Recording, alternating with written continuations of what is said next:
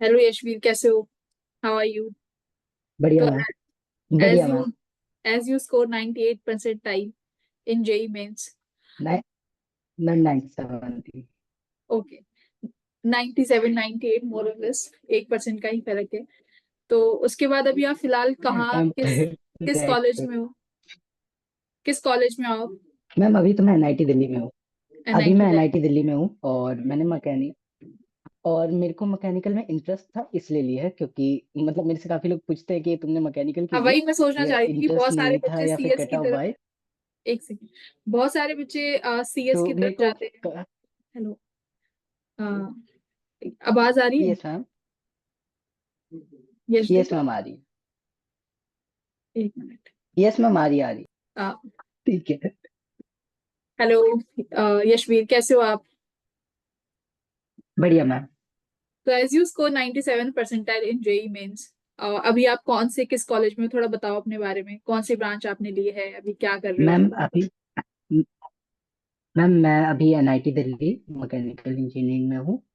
और अभी तो मतलब मैम मैं अपनी स्किल्स पे फोकस कर रहा हूँ क्योंकि स्किल्स से ही जॉब मिलती है और स्किल्स से ही आगे का फ्यूचर हाँ, बनता है।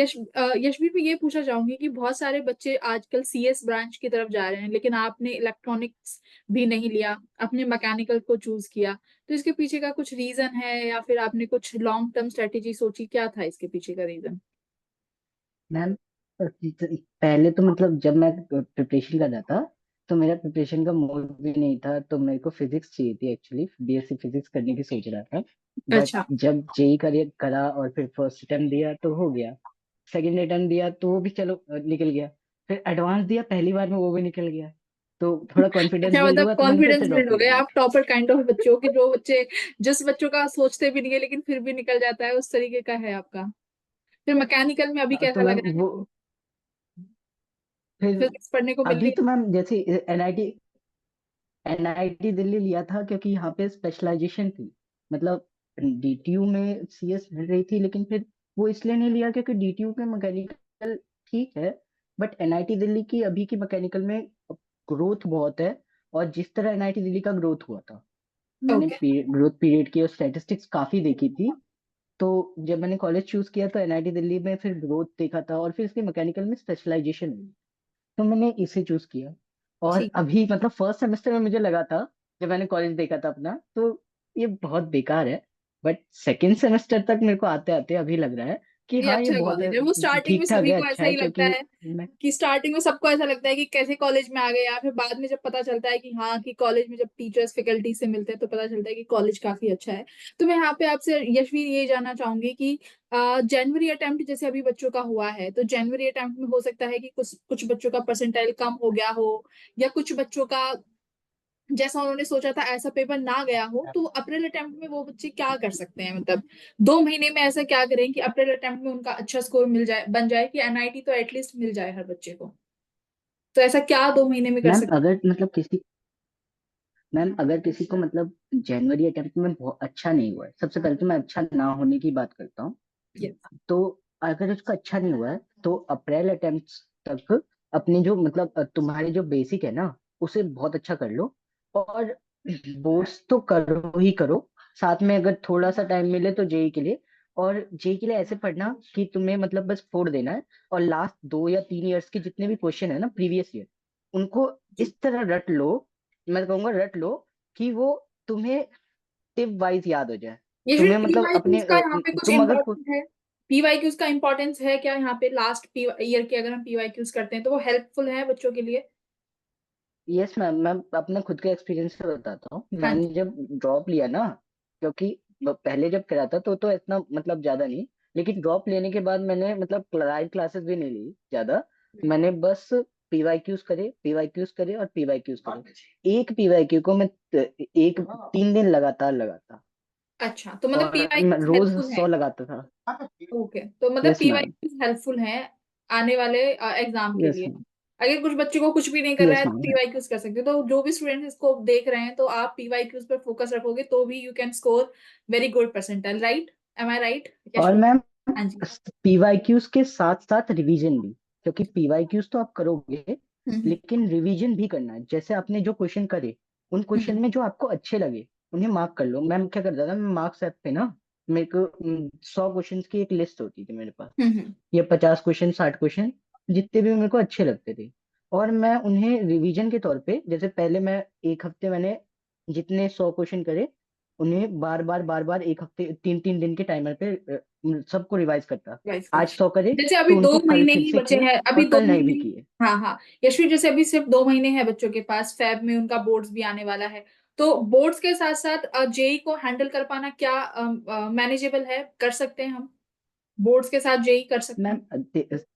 मैम अगर जैसे किसी के पास ऐसा सब्जेक्ट नहीं है जो कि बहुत मेहनत लेता है, हाँ। पीसीएम के सब, या किसी ने पीसीएम भी ले लिया है, तो पीसीएम भी नहीं, वाले को अगर तो हम सिर्फ मतलब मैं पीसीएम नहीं वालों की बात करें कि सजेस्ट। पीसीएम लिया हुआ है तो क्या मैनेजेबल है, बच्चे कर सकते हैं, इज इट डुएबल, 2 महीने में जेई निकाला जा हाँ मैम, सकता है? ओके, बहुत तो जिन बहुत आराम बच्चों से, को लग रहा क्योंकि है कि मैं, जनवरी जनवरी में जिन बच्चों को लग रहा है कि थोड़ा डिफिकल्ट रहा है और डिमोटिवेट है, तो देखो ये बता रहे हैं कि 2 महीनों में आपका जेई मेंस आराम से निकल जाएगा अगर पीवाईक्यूज और रिवीजन को रखते रहें तो। करेक्ट? यस अच्छा, मैम, कुछ ऐसी मिस्टेक्स हों जो बस बच्चे इतना करना जनवरी है। अटेम्प्ट में करते हैं, जनवरी अटेम्प्ट में करते हैं, लेकिन हो सकता है तो उसे हम रेक्टिफाई करने की कोशिश करें अप्रैल अटेम्प्ट में, कोई ऐसी मिस्टेक्स आप बताना चाहोगे? मैम एक तो मतलब जनवरी अटेम्प्ट में अगर आप मतलब जनवरी अटेम्प्ट में अगर आप प्रेशर से गए हो, हम्म। क्योंकि हमारे पास प्रिपरेशन के लिए पूरा साल होता है, बट जी। परफॉर्मेंस या फिर कहे तो एग्जाम के लिए 1 दिन या 2 दिन, अगर अप्रैल अटेम्प्ट दे दो, जी। तो उस दिन अपना दिमाग खाली खराब मत करना। आप अपने आप बारे में देख लो कि आपको कौन सी चीज खाने से आपको ज्यादा अच्छे से परफॉर्मेंस होता है, मतलब एग्जाम में अच्छा लिख पाते हो।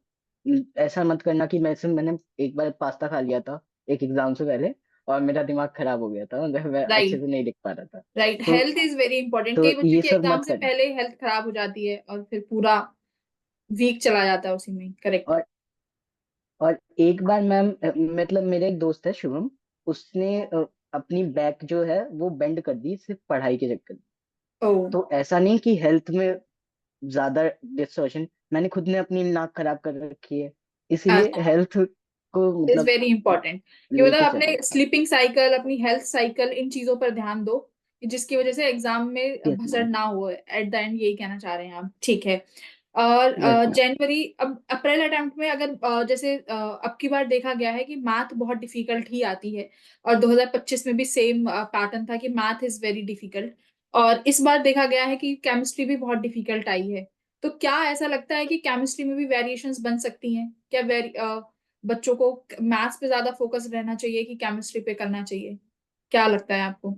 मैम सही सही कहूँ तो मैं मैथ और केमिस्ट्री दोनों से परेशान हुआ हुआ है। ये वो केमिस्ट्री बच्चे में हैं, ये वो ड्रॉप बच्चे हैं के जिन्हें, बाद, ये वो बच्चे हैं, एक सेकंड में यहाँ पे अपना समय लेना चाहूंगी, ये वो बच्चे हैं जो क्लास में जब आते थे मेरी क्लास में कि मैम हमें नहीं करना है जेई, और अब ये आज अच्छे खासे कॉलेज में बैठे हैं एडमिशन लेके विद अ गुड ब्रांच, अपनी पसंद की ब्रांच मिल गई, और अभी कह रहे हैं कि मैम मैं दोनों में वीक था। तो ये टॉपर ऐसे क्यों होते हैं बच्चा? नहीं मैम ऐसा नहीं है। मैं ड्रॉप के बाद जब ड्रॉप लिया ना, तो उसके हम्म। बाद मुझे लगता था कि मेरी केमिस्ट्री बेकार हो गई है, और ड्रॉप से पहले मुझे लगता था मेरी मैथ बेकार। अच्छा। तो एक बार क्या होता क्या है, ड्रॉ अगर आप मैथ कर रहे हो तो मैथ में टारगेट मानो, अगर आपकी मैथ बेकार है, टारगेट हम्म। मानो 5 से 6 क्वेश्चन, ओके। इससे ज्यादा मत करना। पांच से ओके। छह क्वेश्चन और केमिस्ट्री आपको अच्छी लगती है तो केमिस्ट्री में ही लगा दो, केमिस्ट्री में 18 क्वेश्चन तक निकाल दो। हो ओके, गया, गॉट इट। तुमने केमिस्ट्री में 18 निकाल दिए, फिजिक्स में 17 निकाल दिए, मैथ में 4 या 6 क्वेश्चन भी लगा निकाल दिए ना, तुम बन गए, तुम्हारा भाई 97 बन गया। हो गया काम, अब बस है, अब कई बच्चे उससे ऐसे भी 97 हैं 98 मेरे। बन जाएगा। Right right right. बिल्कुल, अब जैसे यशवीर कुछ बच्चे ऐसे हैं जो मैथ में 5 क्वेश्चन लगाने में भी मतलब ऐसा होता है कि 1 घंटे में 5 सवाल भी नहीं लग पाते हैं क्योंकि पेपर में क्वेश्चंस बहुत लेंथी आते हैं। तो क्या कुछ ऐसे 2 3 चैप्टर्स या टॉपिक्स हैं जिससे बच्चा अगर मैथ कर लेता है तो शॉर्ट शॉर्ट 3 या 4 सवाल तो उसके लग ही जाएंगे, या आपने कुछ ऐसा प्लान किया था अपने समय पे, या पूरी मैथ पढ़ी थी, क्या किया मैम था? अगर नहीं मैम, पूरी मैथ पढ़नी बहुत मुश्किल है। राइट। तो अगर पढ़ना है उसको, अगर उसके पास टाइम है और उसे ज्योमेट्री अच्छी लगती है, तो जो भी मतलब कोनिक सेक्शन वाला पार्ट है ना, उसमें से 3 या 4 सवाल आ जाते हैं। ओके। कभी मतलब नॉर्मली 3 4 सवाल आ जाते हैं शिफ्ट में कई बार, तो वो वाला पढ़ ले। सीक्वेंस एंड सीरीज पढ़ ले।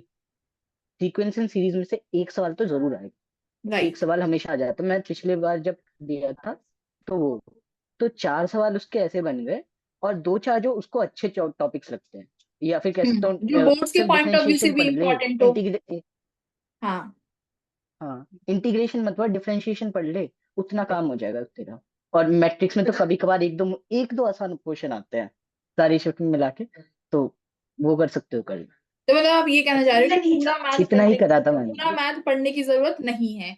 अगर आप गिनती के 3 4 टॉपिक कर लोगे तो वहां से भी यस मैम। 4 सवाल तो तुम्हारे बन ही जाएंगे। तो जो भी बच्चे देख रहे हैं, तो मैथ से इतना घबराने की जरूरत नहीं है। कहीं ना कहीं स्मार्ट वर्क जितना भी आप बता रहे हो, मुझे लगता है कि स्मार्ट वर्क बहुत ज्यादा इंपॉर्टेंट है जेई में। राइट। कि हार्ड वर्क के ज्यादा स्मार्ट वर्क, कि क्या यस मैम। पढ़ना है, और चॉइसेस ऑफ एक क्वेश्चंस। राइट। हाँ जी। और एक आप। चीज मैम, अगर और भी कहना चाहूंगा। जी जी अग- बिल्कुल। जैसे मेरे कुछ तो ऐसे दोस्त हैं जिनके 150 या 180 मार्क्स आए थे एडवांस में, बट उनकी एडवांस क्वालिफाई नहीं हुआ। क्यों? क्योंकि सिर्फ एक सब्जेक्ट में उन्होंने उन्होंने 2 नंबर या 3 नंबर एक्स्ट्रा नहीं ला। हाँ, तो एडवांस में। ऐसा मत करना कि एडवांस किसी की बात सब्जेक्ट को बिल्कुल। बहुत बुरी तरह छोड़ दो। राइट। एडवांस का तो पैटर्न अलग हो जाता है, जिसमें आपको हर सब्जेक्ट में एक मिनिमम स्कोर लाना पड़ता है। अगर आप हर एक सब्जेक्ट में वो मिनिमम स्कोर नहीं अटेन कर पाते हो, तो आपका एडवांस क्वालिफाई नहीं होता है, चाहे आप टोटल कितने ही मार्क्स ले आओ। जी बिल्कुल, ऐसा भी होता है। तो क्या मैथ्स में अगर हम एडवांस की बात करें, जैसे कि अभी कुछ महीने बाद, अप्रैल के बाद एडवांस अटेम्प्ट ही आ जाएगा। तो एडवांस अटेम्प्ट के लिए आप कुछ टिप देना चाहोगे स्टूडेंट्स को, जिनका इस साल एडवांस अटेम्प्ट है? मैम मैम अगर थोड़ा सा एडवांस के लिए पढ़ रहे हैं, तो जितना मतलब पढ़ रहे हैं वो सही है, और हर दिन 2 या 3 क्वेश्चन लगाते जाए एडवांस के। 1 या 2 पेपर तो उनका मतलब अप्रैल तक ही निकल जाएगा। और ओके। और फिर एडवांस के पेपर लगाते जाएं, काफी अच्छे से निकल जाएंगे। और अब एक ही टेस्ट सीरीज को फॉलो करना। मैंने सेकंड अटेम्प्ट में यही गलती करी थी। मैंने ओके। गलती से दूसरे टेस्ट सीरीज भी फॉलो करी, और एक टेस्ट सीरीज में मेरे जिस मतलब जैसा मेरा पेपर था ना, उस बिल्कुल। एडवांस का, उसके हिसाब से मेरे 80 नंबर, पहले भी ऐसा मैंने पेपर दे रखा है, और उसमें 80 80 बनाए थे मैंने। हम्म। बट उस दिन मैंने एक टेस्ट सीरीज ऑल फॉलो करी थी, उसके डिप्रेशन की वजह से वो दिन खराब हुआ था मेरा, राइट। सेकंड वाला। तो बिल्कुल उस बिल्कुल। पे थोड़ा अपना ध्यान रखना ठीक है, एक मतलब आप कहना चाह रहे हो कि हमेशा। एक जी। ही टेस्ट सीरीज को फॉलो करो, और उसी के ही क्वेश्चंस को बार बार मल्टीपल टाइम अगर हम रिवाइज करेंगे, तो इजी यस मैम। रहेगा, बजाय कि अलग अलग जगह जाके नंबर ऑफ टेस्ट देने से। राइट। तो टेस्ट यस मैम। सीरीज, कहीं ना कहीं टेस्ट सीरीज जैसे एडवांस के लिए बच्चे लेते हैं, कहीं ना कहीं वो भी बहुत हेल्पफुल है। अच्छा, मेरे को ये जानना है यशवीर, हाँ कि मैम। एडवांस के हम पीवाईक्यूज लगाएं या टेस्ट सीरीज लगानी चाहिए बच्चों को? मैम इन सिंपल ना तो अगर एडवांस के लिए प्रिपरेशन कर रहे हो, अगर तुमने टेस्ट दिया है, और तुमने वो टेस्ट दिया, तुम्हें वो पूरा टेस्ट तुमने एनालाइज कर दिया 2 या 3 दिन में, क्योंकि वो हम्म। एक दिन का तो काम है नहीं, तो एक अच्छे से एनालाइज करोगे तो एक एक क्वेश्चन को। अगर 2 3 दिन में तुम इतनी एफर्ट दे पा रहे हो कि 2 3 दिन में तुमने उसे एनालाइज कर दिया पूरे अच्छे से, तुम्हें याद हो गया, बैठ गया वो तुम्हारे मन में, तो तुम एडवांस के पेपर उठाओ, और पेपर जो है ना उन्हें टेस्ट की तरह दो, और 2 3 दिन में वो भी कर लो। ओके। होगा क्या, इससे तुम इतने प्रोफिशिएंट हो जाओगे, तुम्हारे 100 नंबर तक पहुंच जाएंगे, और तुम्हें 100 ही चाहिए। राइट इस राइट। साल तो अगर तुम 100 ले आते तो बहुत अच्छा होता।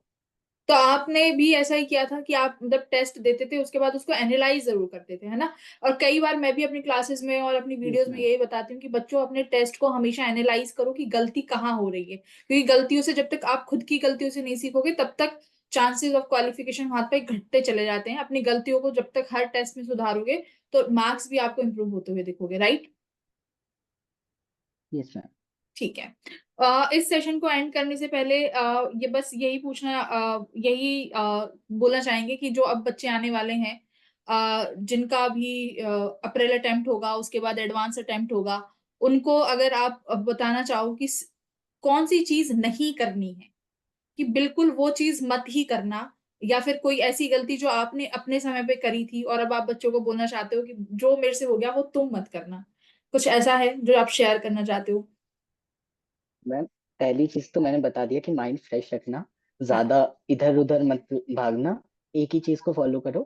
और दूसरी चीज, अगर हो तो मतलब मोबाइल फोन है ना, उसमें मतलब थोड़ा अपना कंटेंट जो होता है वो लिमिटेड कर दो। ज्यादा हम्म कंटेंट मत देखना, रील स्क्रॉल या कुछ भी। और रही बात एडवांस के एक चीज बोलूंगा, एडवांस के बाद ना, मतलब मैं ऐसा नहीं कह रहा कि किसी ने पढ़ाई नहीं करी होगी, कईयों ने पढ़ाई कर करके आएंगे, लेकिन कुछ मेरे जैसे भी होंगे जो जिन्होंने 12वीं में हिंदी सब्जेक्ट ले लिया होगा या कोई और सब्जेक्ट ले लिया होगा हम्म कोडिंग के अलावा, हम्म। तो एडवांस के बाद कोडिंग कर लेंगे। अच्छा, क्योंकि वो आपको बहुत आगे जाके हेल्पफुल रहेगा। कॉलेज में आपको वो जरूर चाहिए होती है, राइट? मैम अगले आगे के 4 साल तुम्हारे जो पाथ है ना वो इतना स्मूथ हो जाएगा कि तुम सोचोगे कि हाँ बहुत बढ़िया चल रहा है अब तो ठीक है, मेरा। ये तो आपने बात पहले करी है सेमेस्टर कि जब क्या कोडिंग करना पढ़ाएंगे। चाहिए कॉलेज जाने से पहले। उसके लिए हम एक अलग से एक पॉडकास्ट करेंगे कि क्या करना चाहिए क्या नहीं। अभी आप कह रहे हो कि जिन बच्चों का एडवांस अटेम्प्ट है, पहला अपनी हेल्थ हैबिट और ईटिंग साइकिल जो भी है उसको सुधारो। दूसरा, जैसे कि इन्होंने बोला कि इधर उधर यस के सोर्सेज पर ना जाओ, एक ही सोर्स अपना रखो। तीसरा, जो भी आप टेस्ट सीरीज यस दे मैम, रहे हो या जो भी आप पीवाईक्यूज दे रहे हो, उनका एनालाइज जरूर करो, उनका रिवीजन करते हैं। रिवीजन भी करो। तो यस, ये इनकी तरफ इतने से। का। ठीक है, ओके, थैंक यू यशवीर, काफी अच्छा लगा आपसे बात करके। एंड आई होप कि जो हमारे बच्चे हैं उनको भी ये सेशन बहुत इंपॉर्टेंट, बहुत अच्छा लगा होगा, क्योंकि काफी चीजें जो हैं जानने को मिली है हमें। Okay, thank you Yashveer. Thank you.